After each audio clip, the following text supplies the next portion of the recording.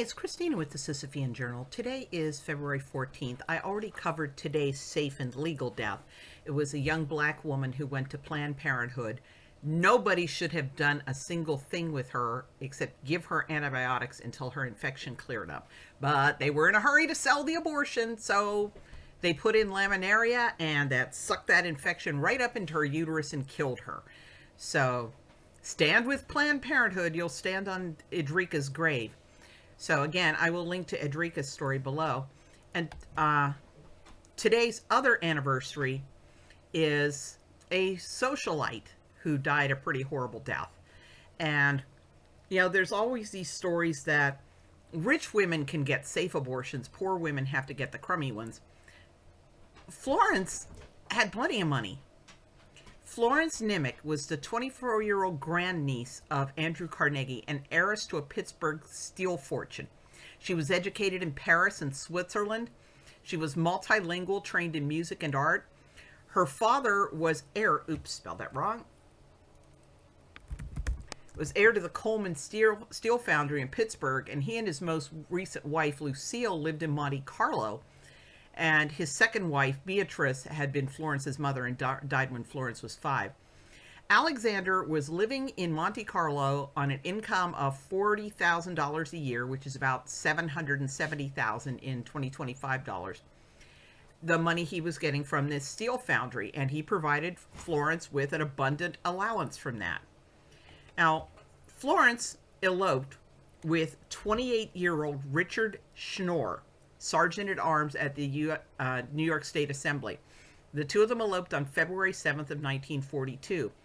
Schnoor had been divorced from his first wife for several months. They had a 3-year-old daughter.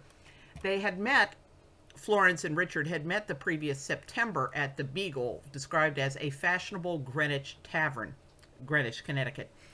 After their elopement, they moved into Florence's rooms at the Maple Heights Hotel in Greenwich.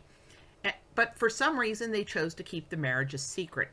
And that marriage would end tragically by 4 p.m. on February 14th, just 1 week after they wed. Richard reported that he took Florence to White Plains, New York, so she could catch the 8:30 a.m. train to New York City for a day's shopping. She had planned to call him that afternoon to pick her up at the same station. He later said that she was in good health and good spirits. But Florence never made it back to the White Plains station. She called Richard at 11:30 a.m. asking him to pick her up at the Woodlawn subway station in New York. She was with a companion, but no details are available about that person. Hold on just a second, my dog's got a bone. So, again, I forget where I picked up. Richard said she was with a companion, but I've never been able to find out any details about that companion. So Richard told the police, "She told me she was ill and wanted to see a doctor. I could see she was very sick, so I drove her at once to the hospital. I didn't know what was ailing her, and she didn't tell me." Doctors reported that Florence absolutely refused to discuss her situation at all, much less implicate the abortionist, despite pleas from her husband. Dr. Amos Squire, the Westchester County medical examiner, said that Florence refused to tell anybody anything. She just gritted her teeth and remained silent. She died just a few hours after being brought to the hospital.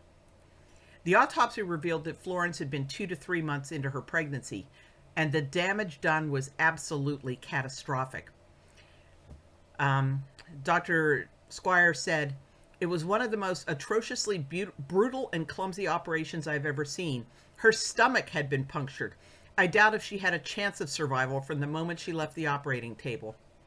And given the severity of her injuries, Dr. Squire estimated that the abortion had been perpetrated just a few hours before Florence arrived at the hospital. Investigators contacted all 200 people whose names were in Florence's address book, but they weren't able to gain any clues as to who perpetrated the fatal abortion. All they were able to piece together was that Florence seemed to have paid about $40 for the abortion, since her husband reported she'd left with $50 in her purse. There had been $3 in her purse when she was hospitalized, and I'm guessing that he subtracted train fare from that to come up with $40. Florence's husband was not implicated in her death. Police believed that he had not even known she was pregnant until he was informed of the results of the autopsy. So here she is. She's rich. She's got all the money in the world. She's married, but she didn't even tell her husband that she had planned to kill their baby, and it cost her her life. So, I mean, it's really really sad. I'm sorry that Florence didn't trust Richard and go to him and sort all this out.